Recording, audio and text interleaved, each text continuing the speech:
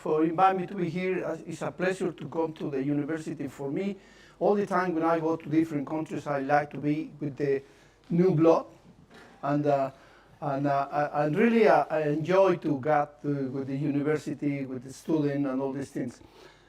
Let me tell you that why I like to present this, because many people need to know about the history, because you are the younger that probably you know what happened at the beginning. But let me tell you, now you are the younger guys, and you don't know that before you start with the cellular phone, we studied without cellular phone. So we don't have computers. We did a lot of things different way like you are now. Some people ask me about how can you survive without cellular phone? Happy. we can talk in front each other. We pay attention what we did it, because you are now, we talk to the guys and say, okay, I can hear you. Okay, tell me. No, man, wait, Jose. This is not the way. We are different. We have the type like a screen writer, and we can do a lot of things different. But now the new generation, but they need to know how we started. Fly me. So we start like monkeys. This is the normal evolution in emergency medicine. When we started like monkeys, but you can see until the moon if you want. No, in emergency medicine, before 1986, no man's land, no rules, no program, no regulation. This morning somebody asked me, who take care for the emergency room? At that time, the internal medicine, in the hospital that I trained in, the king of the jungle was the surgeon, because most of them, they are receive trauma. So they are the king, and if they have problem, they call for the internal medicine and the ortho. That's it, or general practitioner. So we start to, this is how they work in the, before 86. So the services that we offer is social medical services by the Social Security bureaucracy is the ISTE, and also they have all of it. 60% is this. They have municipal hospital and general hospital for the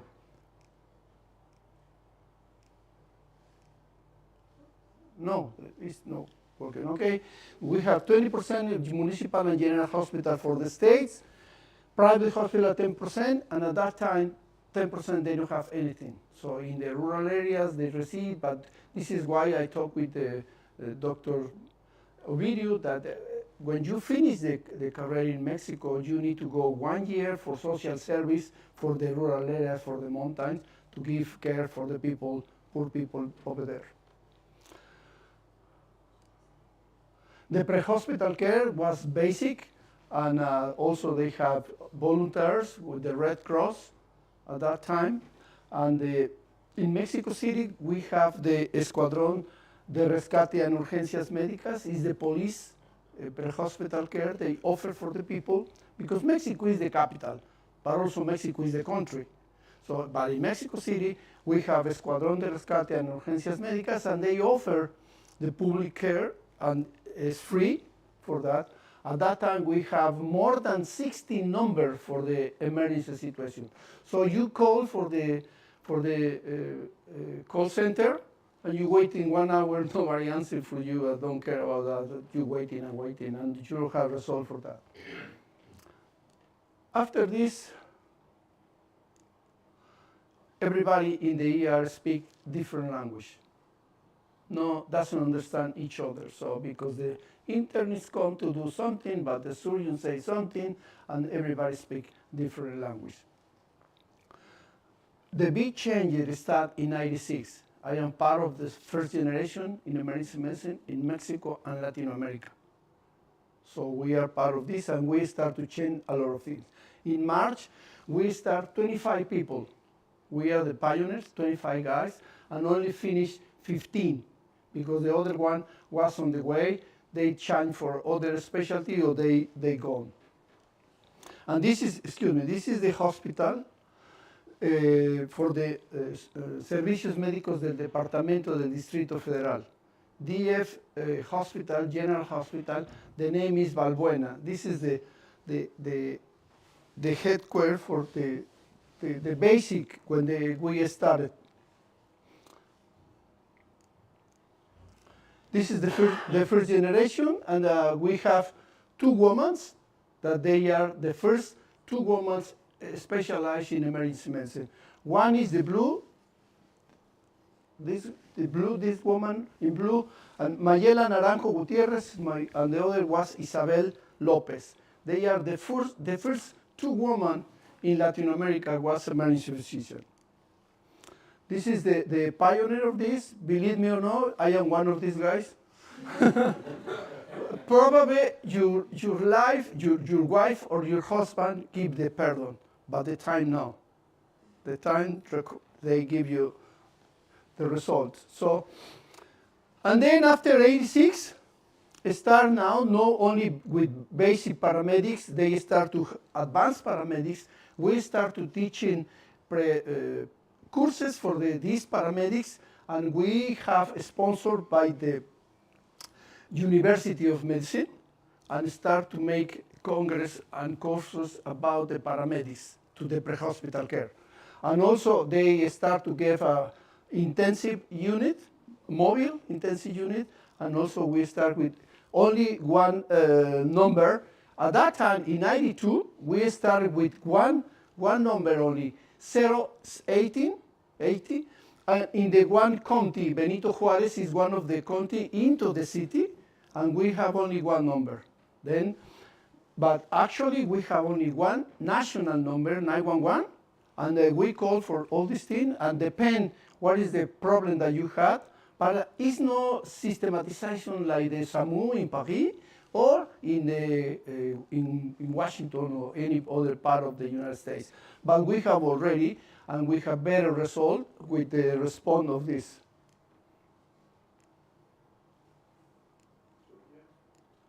This one?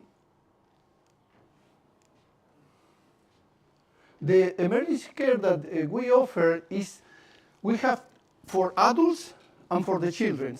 We have a specialization in emergency medicine pure, but also if you want to work in the emergency room for the pediatrician, you need to be pediatrician, and then you have 2 years more to be specialized in emergency medicine in pediatrics. So when I create the board, I want to tell you later, we create a chapter for pediatrician in emergency medicine. So at that time, different specialists, and this way they offer the services, and we receive in 2 rooms, in the emergency room for children and emergency room for adults. The education was, I told you, in 1986, we started in the Servicios Médicos of the Mexico City, and then in 92, other institutions, the Social Security, start with the specialty. In 1991, started in the Seguro Social, is the people work and go to the hospital, it's like socialized, and you receive the care for them in different. The advantage of the Social Security is because not only is in the Mexico City, it's in all country. So you can receive the medication, and at that time, we start in different states. We start Puebla, Guadalajara, Monterrey, Distrito Federal, Mérida, some the different states into the country that start to produce residents at that time. In 2001, the other Federal Secretary of Health start to make other programs. So at that time, we had different programs in the different institutions to start to organize emergency medicine. And also the ISTE is the institution that offers the care for the bureaucracy guys. The bureaucracy worker, they come for this institution to receive the care of this. In this institution also start to develop emergency medicine with his own program. Until 2020, the military hospital and the Navy hospital, they create the specialty. If you see, they create almost 20 years later or more than this, and to start to do emergency medicine. And suppose the military, they have a lot of gunshot, a lot of problem with the cartels on the other different, because they don't receive regularly patients. So, and they don't have emergency medicine. The emergency medicine was treated by internal medicine or surgeon. So they spend a lot of time. And many of these programs was affiliated national for the university, national university, other local for the states. The Penn Guadalajara is that they have affiliated with the Universidad de Guadalajara in Jalisco. Monterrey is affiliated with the Universidad in Nuevo León, and they have the relation with most of the programs are affiliated with the different universities, support them to complete the program in case that they want to receive the diploma. Now, in more than 100 places in Mexico, we teach in emergency medicine. More than 100 now. And this is why we developed a lot of places to teach in emergency medicine there.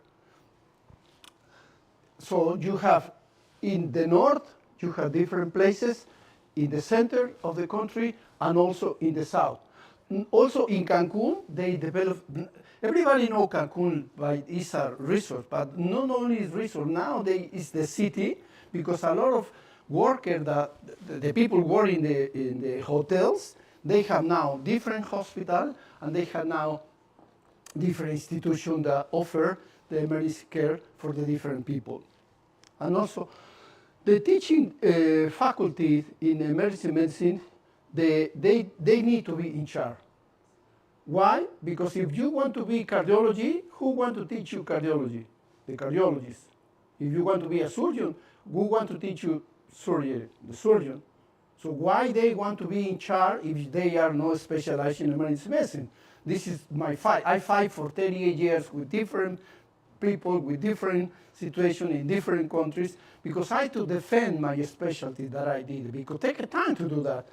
Now you can see, this is why when I start the conversation, I tell you need to see the history about how it was at that time. If you want to see now it's easy to say, no, look, this guy, they can do that. No, it's different. It's different when nobody knows about you, because when you started, the people ask you, are you internist? No.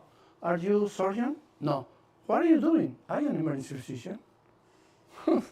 and they understand later what is the necessity that have people to resolve the problem right there. If we start to working together like team, like I told you this morning, if you was in my lecture, everybody need to work like team. Because why? You make your part, the people came your part. When I was I was my fellowship in the Trauma Center Level 1 in Washington, D.C. in MedStar. So do you know how many people come to see the patient in the trauma? 10. One guy came, take blood, and they left. The other guy take care for the airway. The other guy take care for the cath lab. The other guy take for the tubes. So everybody has his play as his role, like a team. But one guy, the big guys, R7, I was R7 or 8 at that time, is the team leader. So they have control and say, hey, Diane, you can do that. Man, you can do that. Then you can. Everybody has his role.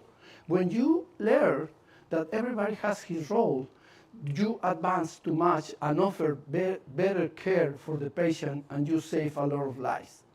If not, in some places, when they have a trauma patient, they come and arrive 10 people or 20 people. Many of them are looking, because the morbus for see what's going on with the patient, they come and say, oh, look, my God. And then they left. And nobody take care really in the real team. And this is, you lose time, the patient lose the opportunity to survival because nobody take care for them in order to make the correct treatment for the patient. So ideally, who need to be the faculty? Ideally, they need to be emergency physician and board certified. We can talk about the board later, but you need to understand. The organization, when I started, when I finished my residence, I started saying, well, we need to join to when we finish, I think in the future, we need to join to chat and say, no, many people don't believe in you. And say, no, why? We don't need to do that. Why not? We need to join, and then we can expertise in this and this and share the experience and say, well, I can organize the first society, Sociedad Mexicana, the Mexican Society of Emergency Medicine, in 1998. So, and then we start to organize this and start to make courses for paramedics, for nurses, for the doctors that they are not emergency physicians, but they are working in the emergency room and they need to treat patients with a really bad situation and they are not prepared for offer the best quality care. So this is why you start to create different courses.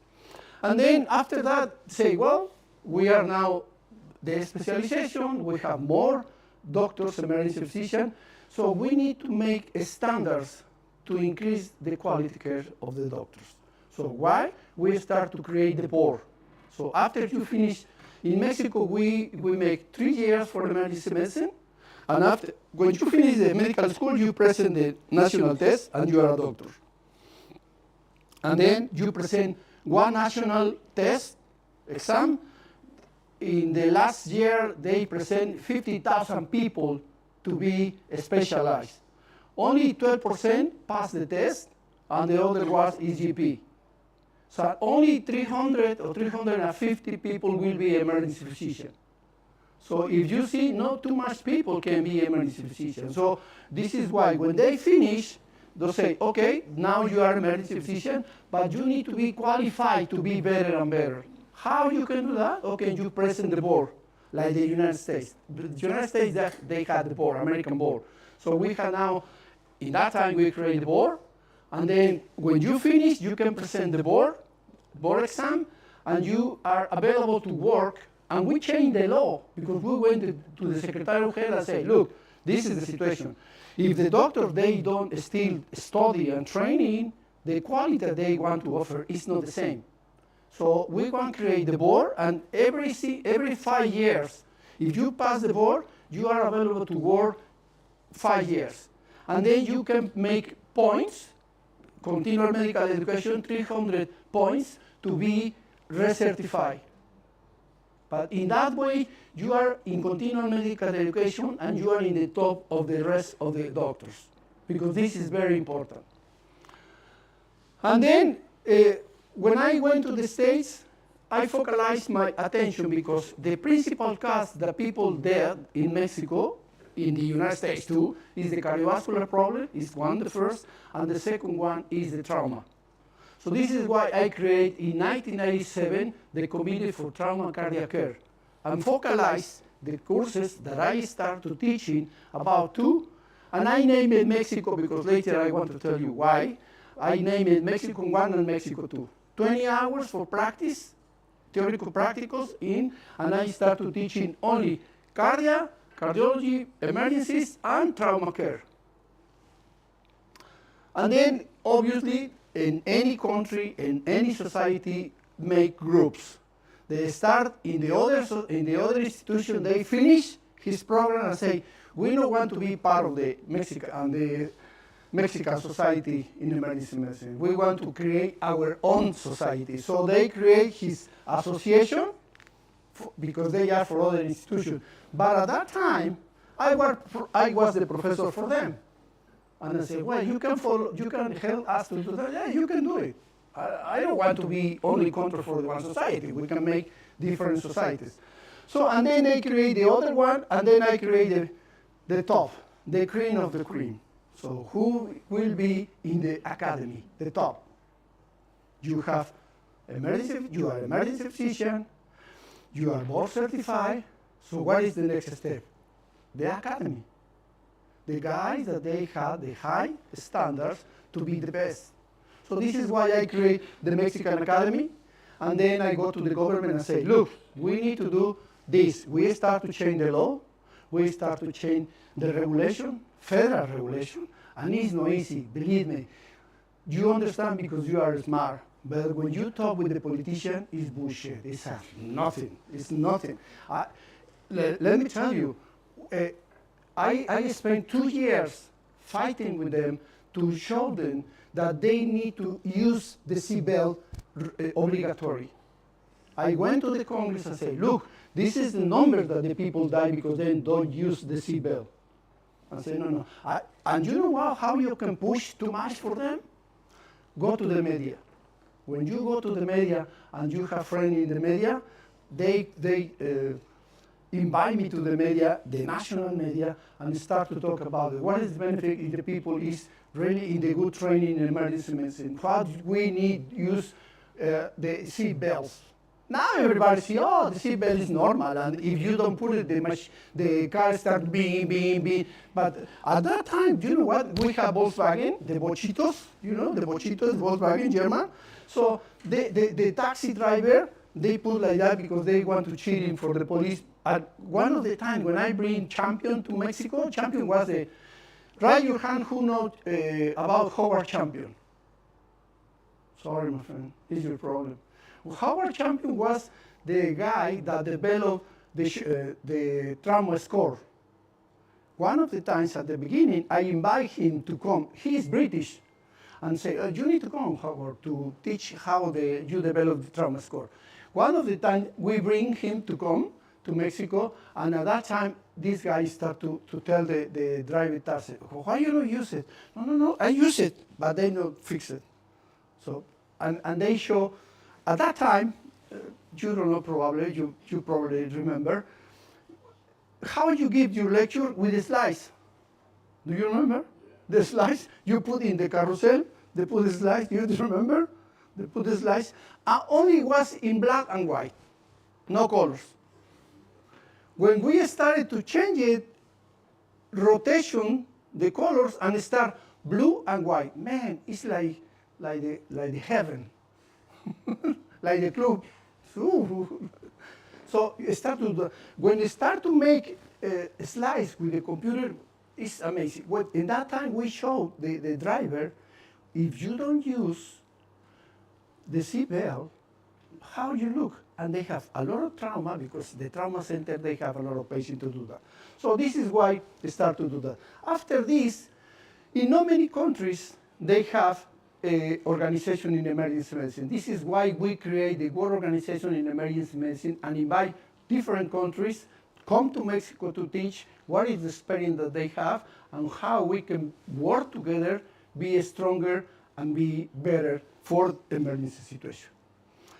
So under the umbrella of the World Organization in Emergency Medicine, the other institutions can work together and be better and stronger. We started teaching courses and conferences about that. The first one was national in the 1990, and we organized it. And then we organized international, Pan-American. We put into the IFEM, International Federation of Emergency Medicine, I put Mexico into the total member into the IFEM. And then we are a sponsor for different conferences in Europe with the group of the Mediterranean Conference. They make a lot, and then we were part of that. And we start to organize World Conference in Emergency Medicine in combination with the ASEP, AIM, and different organizations from the United States and for the other countries in the world. She's Tintinali in the middle. Tintinali, when I bring her, was young.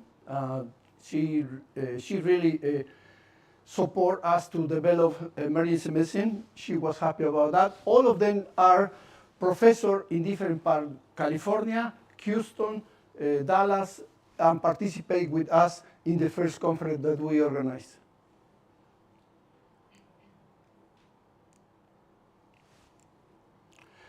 This is Howard Champion. We give a special recognition to come to Mexico and teach us. And the other group, other team, is part of the Washington Hospital Center, Trauma Center Level 1. At that time, is one of the best trauma centers in the United States. So we bring Howard Champion to come to teach us and show the experience that they have. The other one is Felipe Rodriguez, he's Dominican, Judy Jenkins, Jane Hartman, and the other is Paul.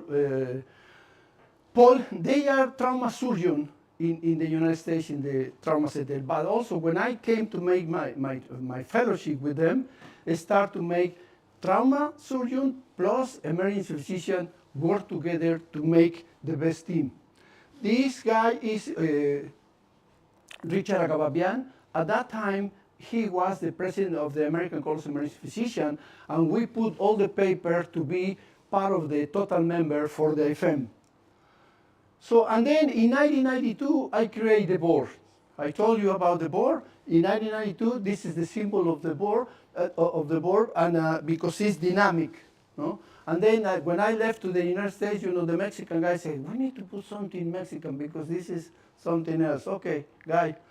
And also, when I made the first examen, I did it in this building.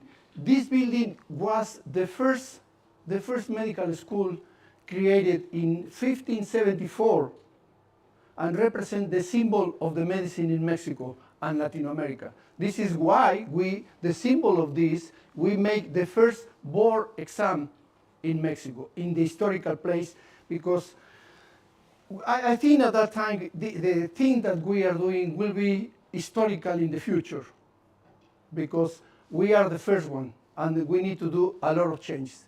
At the beginning, 50%, if you see that they finish 15, half of them believe in us, because it's hard. If your colleague, you want to test them and say, why you test me? Because we are partners. You don't need to do that.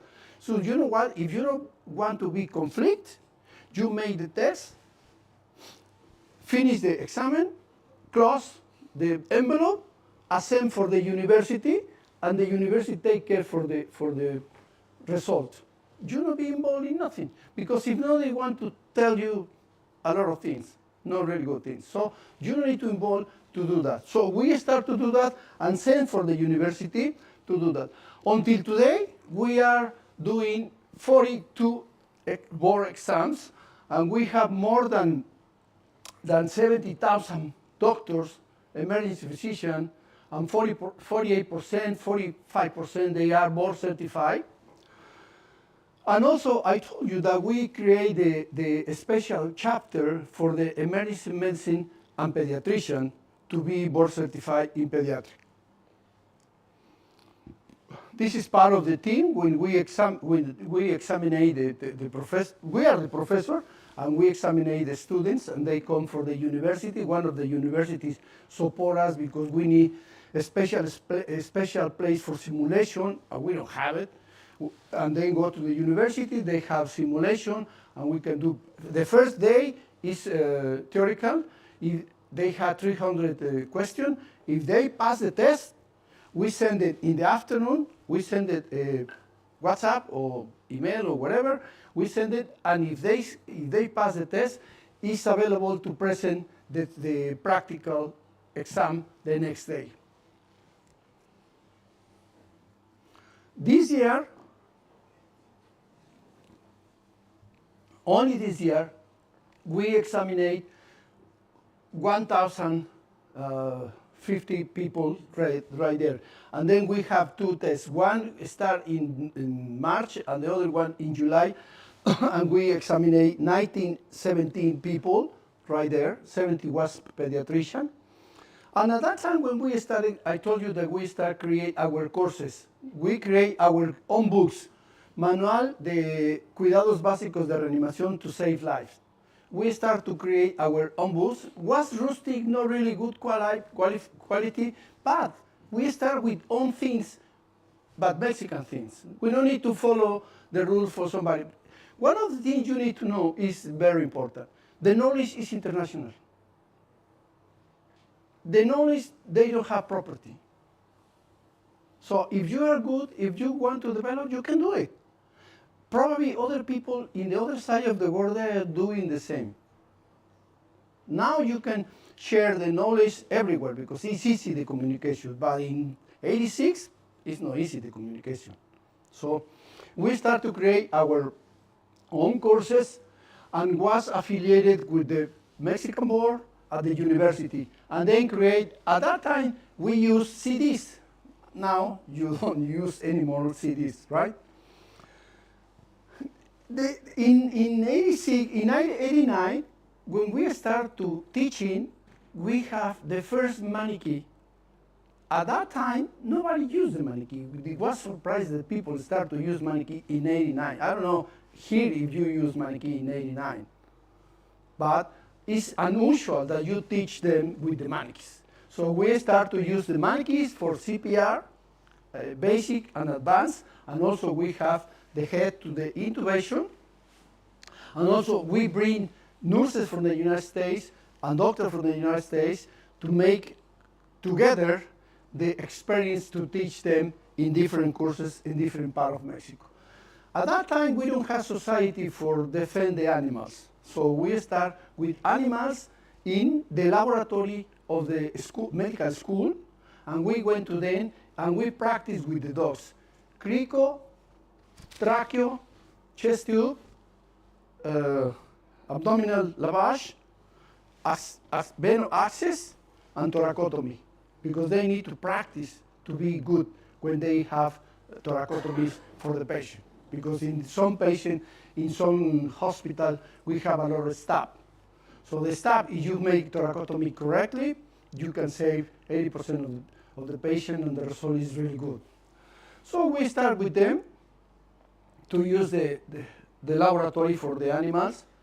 And all courses that we teach it was sponsored by the university, the medical school. This is why it's important that we teach in the medical school how is the best situation. The medical school is supervising the program for the university and the program for the hospital. We need to work together to complete all objectives that you are in the process for the information for that. And then one of the things happened, I told you that we are not too much doctors, but many doctors work in the emergency room. So what we start to doing diplomados. 600 hours, if you are general practitioner, GP, but you work in the emergency room, you don't have the skills necessary to treat correctly the patient. You don't know how intubated, chest tube, all these things.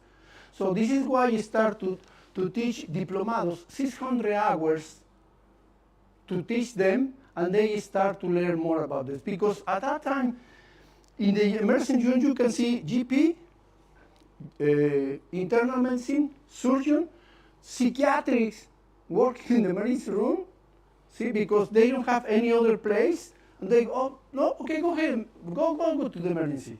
But they don't know anything about medicine, but they go, that was there.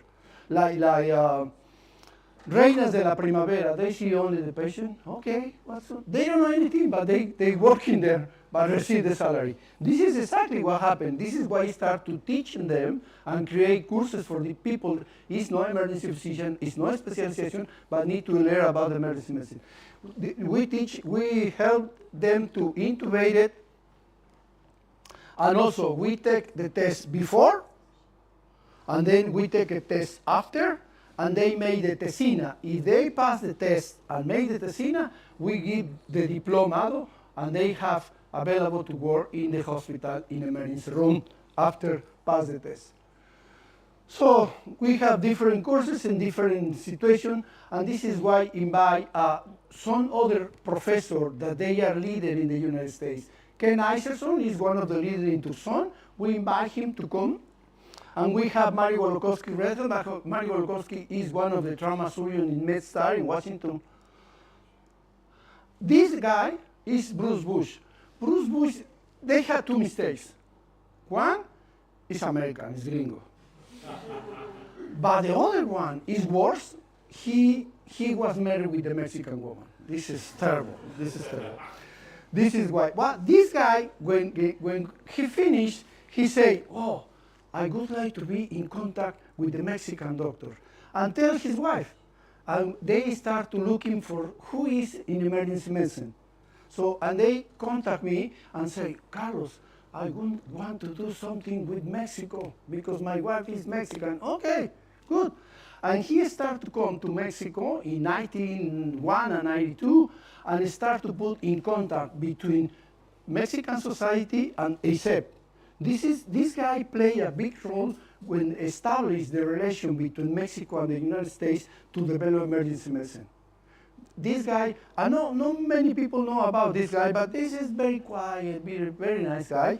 And he helped us to make all connection with the ASEP and the IFM. When you finish the residency, you made the thesis, right?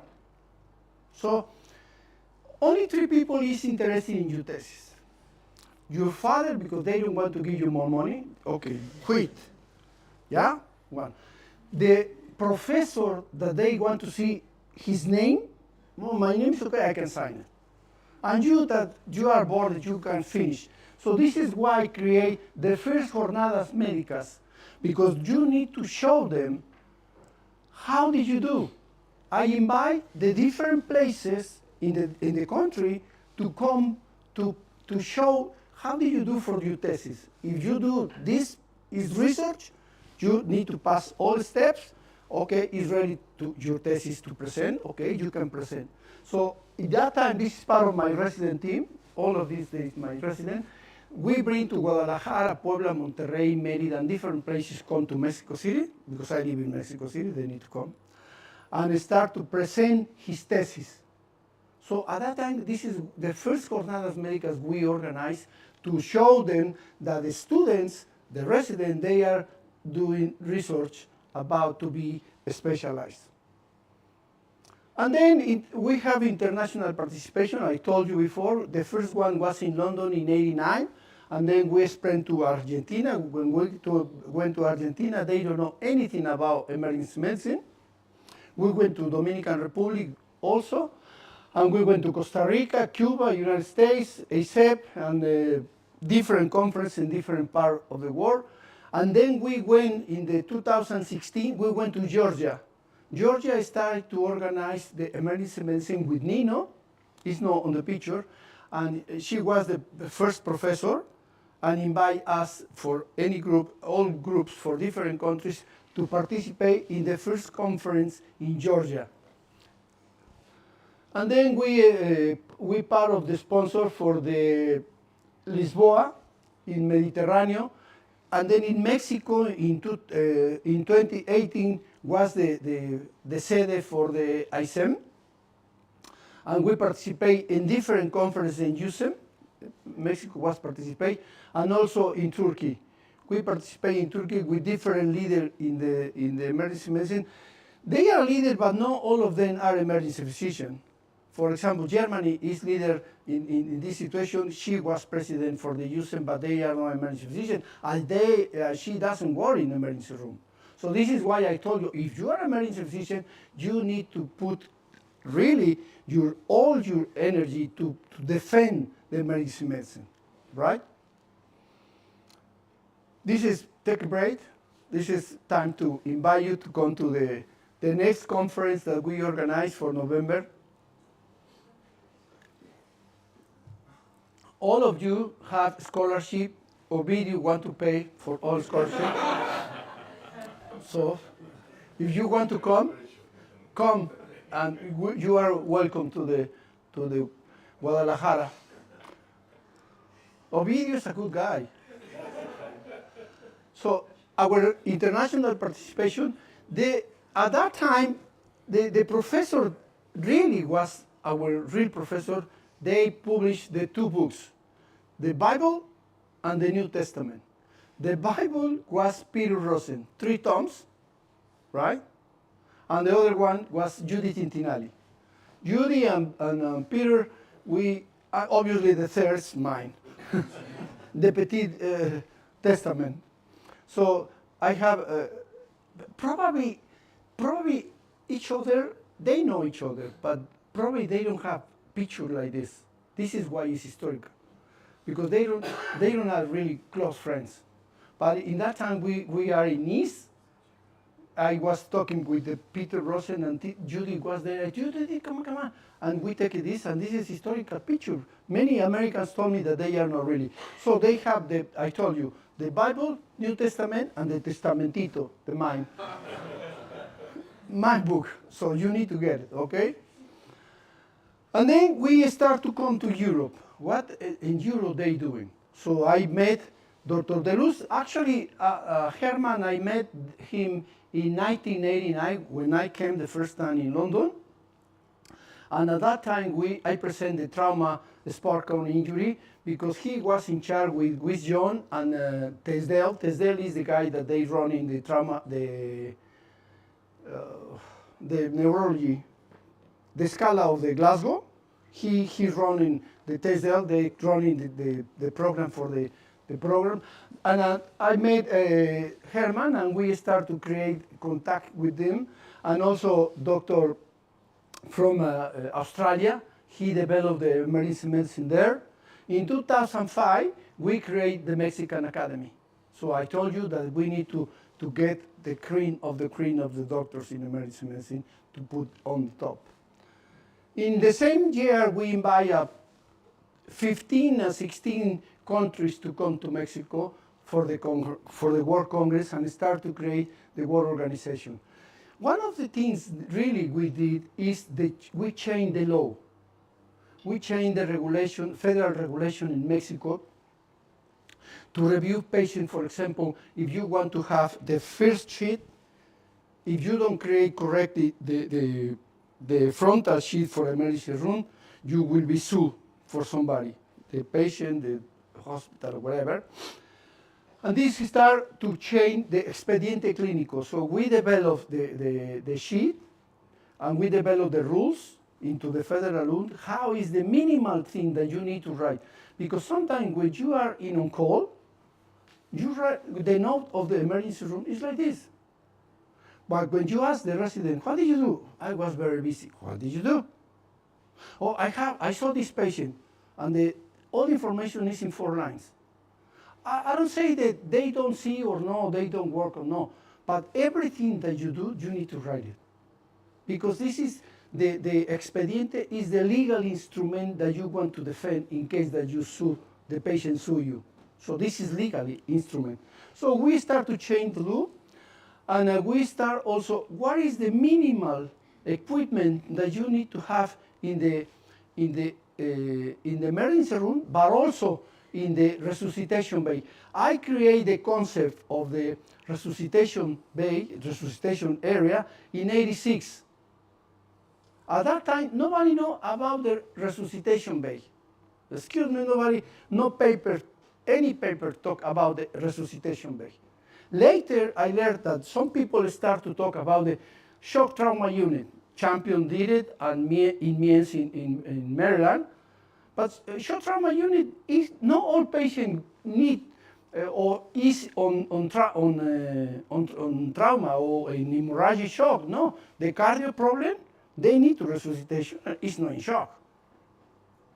So this is why I create the name of this. But the American, they have more influence, and you say, oh, this is trauma shock unit, and everybody need to name it like that. Well, I create the name for resuscitation areas, and we change the role. What is the minimum that they want to be equipment in this room?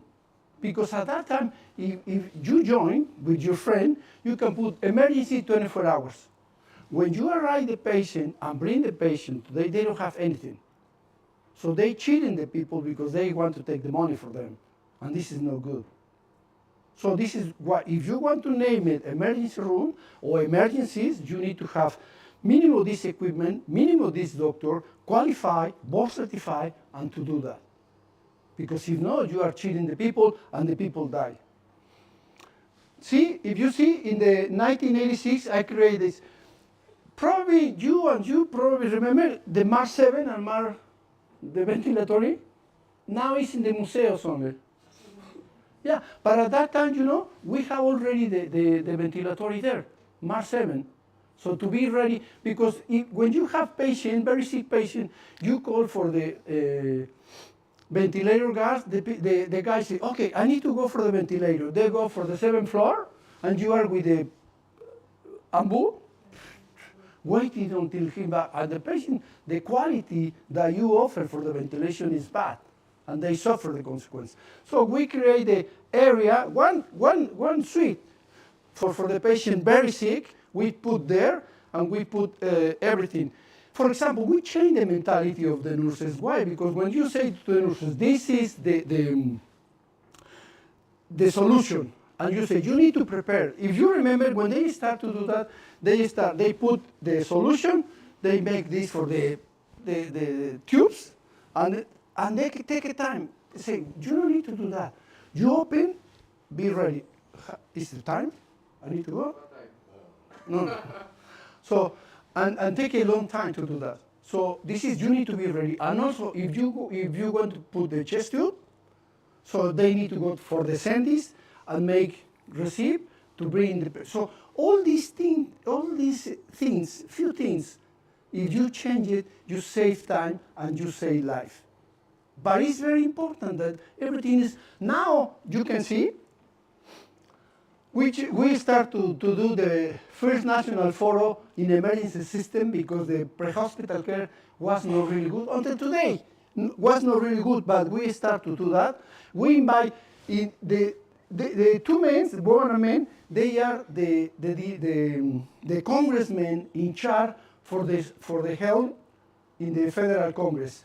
And the other one is the governor or the state, and the other one is the federal secretary of health.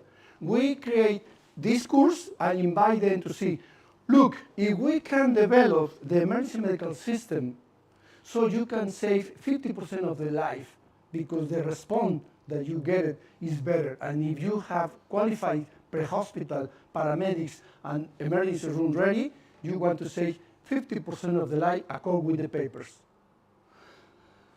So until today, they didn't do it, but we try to do that. So in this year, we are celebrate 20 years in Vallarta, and this is the courses that we organized until Puerto Vallarta last year, and this is the courses, national course and international course and World Congress Organization. Again, Guadalajara, think about it.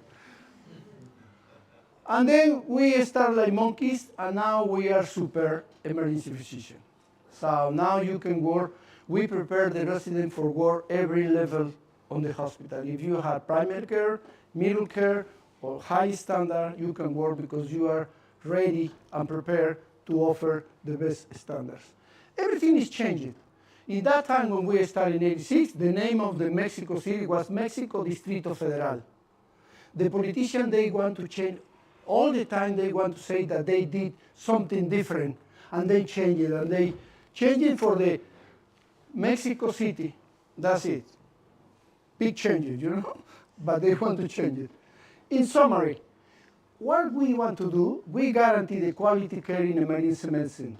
We need to standardize the training program in the emergency medicine, but also we need to be recognized by the medical school, the universities, the academy, and the board. Because if we work together, this is the expertise, they have the qualification, you be the best.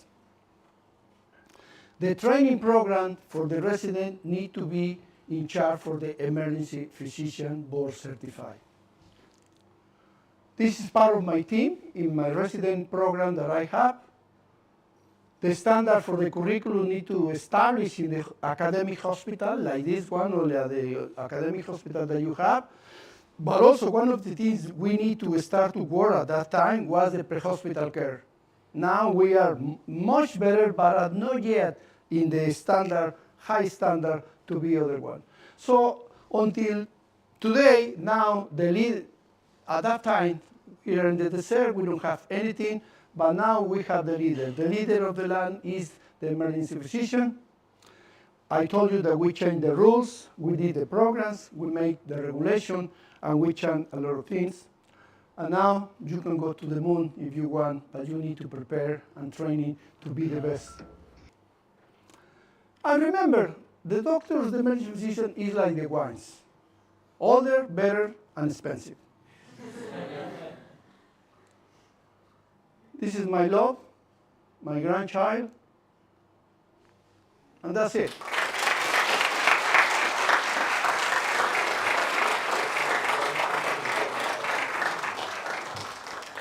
Okay, question. Go ahead. Hello, Professor. It's a Hello. great honor to